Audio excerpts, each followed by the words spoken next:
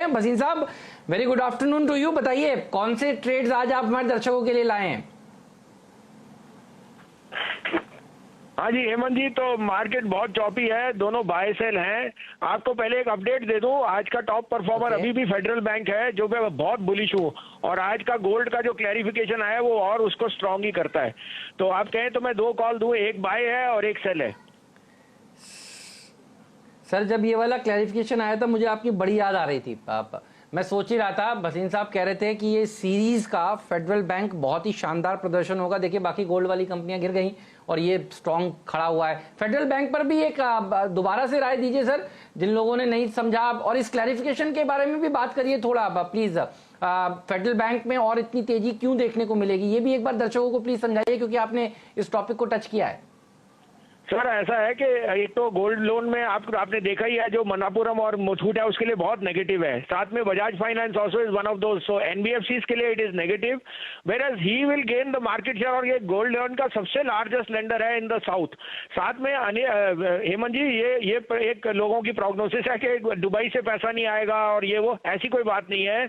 उनका CASA ratio spread across the breadth, और अब जो आपकी एग्रीकल्चर इनकम है वहां पे उनका बहुत स्ट्रॉन्ग रुझान है। their NPA levels are at a 16 quarter low, so I think some of parts में valuation पे Federal becomes bank is a no brainer to be bought. I can reiterate, अगली दिवाली इसका भाव डबल होएगा। बताइए आज के लिए कौन से प्लेस आपने ढूंढे हैं?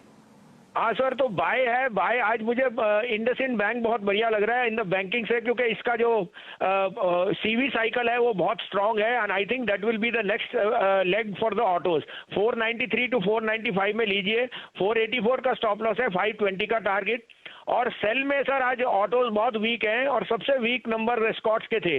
1120 से 25 में बेचिए, 1140 का स्टॉप लॉस है, 1080 का टारगेट।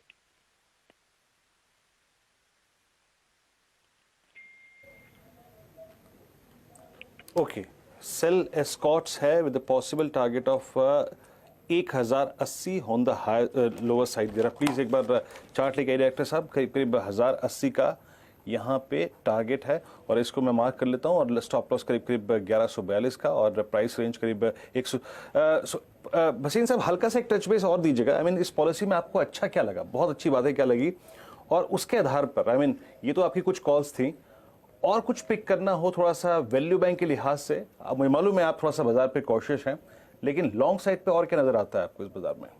सर वो तो आपको पीएफसी आरईसी दिलाएगा ना। Inordinate beneficiaries of lower rates and bond yields will be PFC REC, but I think the market is mixed. कोई ऐसी ज्यादा नेगेटिव भी नहीं, ज्यादा पॉजिटिव, बट मार्केट अब एक नो ट्रेड जोन में है। यहाँ पे डिसाइडेड नहीं है, और बैंक्स में अच्छी खबर भी हो तो भी सोल्ड होता है। तो आई थिंक वो कैपिटल फंड रेजिंग जब तक पूरी नहीं होगी, और ऑटोज में आपने बहुत ज्यादा तेजी देख लिया, I think it is part for time for them to book profit, because उतना आपका ऑटो लोन सैंक्शन नहीं हो रहे। इन द सेंस पेसिमिज्म बहुत है, तो policy is mixed, there is no negative no positive status quo आप बोल सकते हैं। ठीक बात है। मुझे याद है पीएफसी आपने कहा था खरीदना चाहिए, 82 रुपीज के आसपास ये खरीदवाया था, और देखिए भाव है 86 का। शुक्रिया भसीन साहब, बढ़िया कॉल्स देने के लिए, एज ऑलवेज शानदार कॉल्स आपने दिए हैं।